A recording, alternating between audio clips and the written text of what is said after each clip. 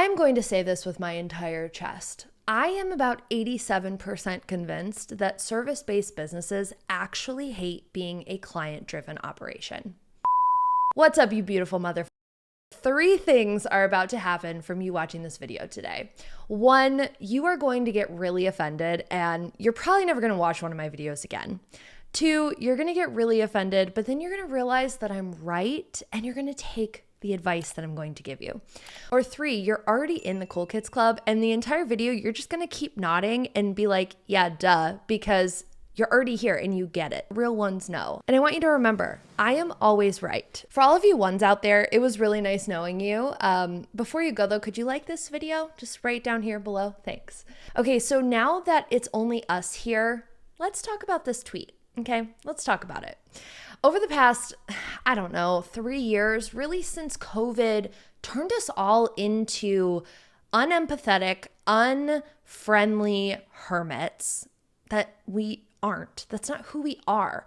I've seen this massive decline in how service-based businesses show up for their clients. And these people on Twitter, I'm not going to name names, but I'm sure you know who I'm talking about, are going literally viral for preaching the bare minimum and at the same time earning top dollar. And not only is it appalling, I guess, but it's also disappointing because those of us doing service-based work, that's not what service-based work is. The bare minimum and this rhetoric behind pay me loads of money, but don't bother me is so wild. And I keep seeing it over and over and over again.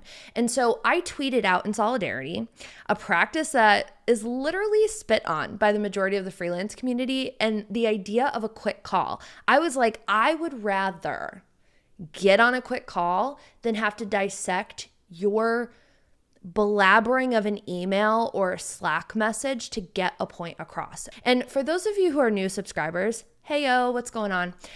You may not know this, but I actually ran a design studio for a number of years. Before that, I worked in the nonprofit sector. Before that, I taught after school. I worked at a zoo. I worked in retail. And yes, I even delivered tater tots on roller skates at Sonic. Thank you very much. I literally live for service and call it a trauma response if you want, but my cup is filled by helping people, even if it's just answering a simple question. And that is why I do service-based work. I'm not sitting here going, what is the best thing that I could create on the internet today? And how can I go viral tomorrow? That's not what service-based work is. And that's why I tweeted this out. Let me pull up my phone because since posting this, I currently have 62,000 views on this tweet, 702 likes, over 200 retweets, and over 150 comments that are not even remotely divided down the middle on how people feel about this issue. Something I found downright fascinating was those that were against it and wanted things in writing for proof were women. Most of the men, however, were for the calls as long as they didn't interrupt their workflow. And then a staggering amount of responses seemed to be begging for structure in their workflow, which makes me wonder what their systems and processes look like, but your girl digresses. And a mass majority of people responding to this were people who seemed to be getting asked for quick calls from non-paying clients. And in my opinion, isn't that what paid consulting is for or what sales calls are for? Again, what do your processes look like? We should talk after this video. There's no wrong answer though, okay? Take the call, don't take the call. Please bore someone else with your questions. But what's abundantly clear here is people would rather chew hot glass than interact with the person paying them for more than the minimum scheduled time that was allotted for the project. Newsflash, newsflash. Ding, ding, ding. The paper is out. Every client is different. People communicate different. They process information different. They ideate different. They're human. And this is why I talk about the idea that complex systems can only take you so far. You need to system out the things that you can control and leave room for creative collaboration. So before you take offense and you close out this video, all I'm saying is that everything that I just described was me. When I first started freelancing, I followed the script that the quote unquote successful ones in the industry before me had created. You have a 20-minute sales call. You pull up your templated proposal. You send a questionnaire. You maybe do a 2-hour strategy call, radio silence. Then you deliver the work. The client has revisions. You get mad that there are revisions. You do the revisions. You resent the client. You close the project. You convince yourself that the client was so horrible and never speak of them again. And scene! Either people are so star-spangled awesome at their job and they can read minds, or they're so afraid to go below the tip of the iceberg in case the expertise is questioned throughout the project. But guess what? Not every client takes you at face value, okay? Some have never even thought about their business in the ways you're requiring them to, and they don't even know how to describe the things you're asking them for. But I bet you $5, if you really loved your job, if you really liked doing client-based work, you would be able and actually want to listen between the lines. Figure out what they need, create the best solution, even if that means hopping on a follow-up call for a few minutes. But guys, I want you to get back to this. Build relationships, get to know your clients, listen to them, and listen for not just the pieces that check off a box on your fucking questionnaire template, okay? And for the love of God, be comfortable going the extra mile. I understand, I get it. COVID changed a lot of us. Workflows are different, people's personalities are different. We look at life differently, LOL, work-life balance, right? But you need to stop treating your inbox like a security blanket. Yeah, but Sarah, they go on, 15 minutes turns into an hour. Fine, you want to talk solutions? Let's talk solutions. You've got to find your business's backbone, okay? I'm just going to come out right out and say it. You need to find a backbone. You need to create boundaries and hold yourself accountable, okay? I want you to steal the deal that I have with my lawyer, Matthew. He has this rule. You can call me anytime, anything you need. If the call is under 15 minutes, I don't charge you. Anything over, I am sending you an invoice. That's valid, man. That's 100% valid because that makes me watch the clock and that pays him more money if I tend to talk a lot. And let's be clear here. Can you put that in your contract too? Okay. The next solution, lie. Y'all, white lie. Let them know, happy to hop on a call, but I have a hard stop at X time, and watch the clock like a hawk. Like it's not that hard. Next, AI notes every single call, period. There's your fucking paper trail, okay? I think it's so fascinating that half of the comments on that tweet were like, I need a paper trail. I don't know if I want to, have to remember to take notes and then I have to process the notes and then I have to follow up with the notes and blah, blah, blah, blah, blah. Get a fucking AI note taker. It's not that difficult. I filmed a video right here on the ones to use.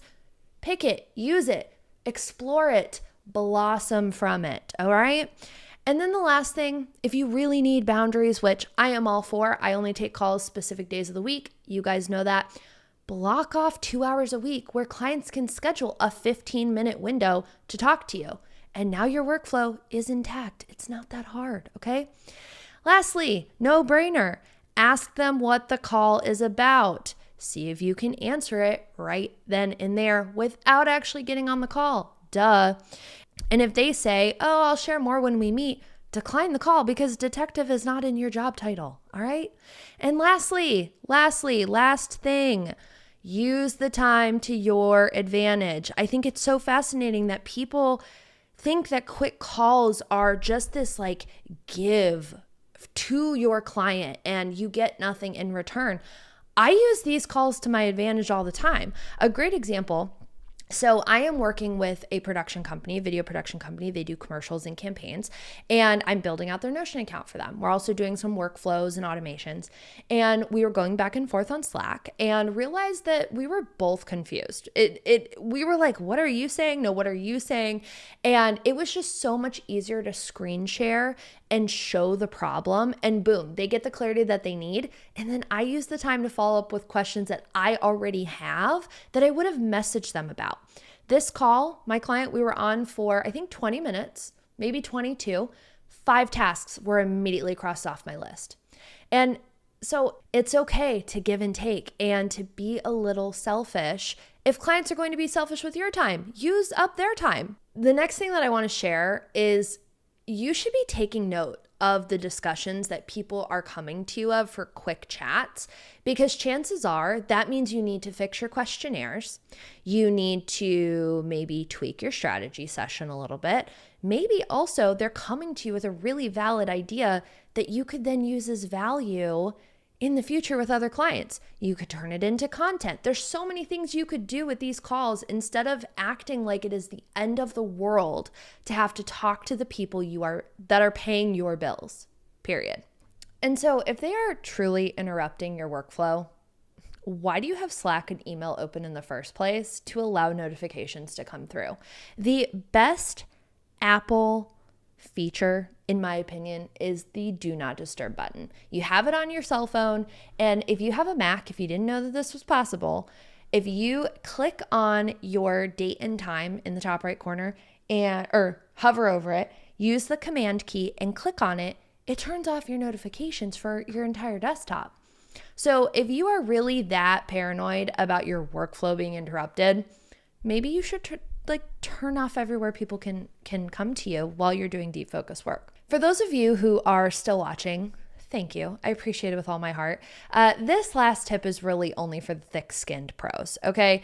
Use the call to show off, okay? Again, be selfish. I do this shit all the time, especially with the smaller teams who have never really done the type of work we've been doing together.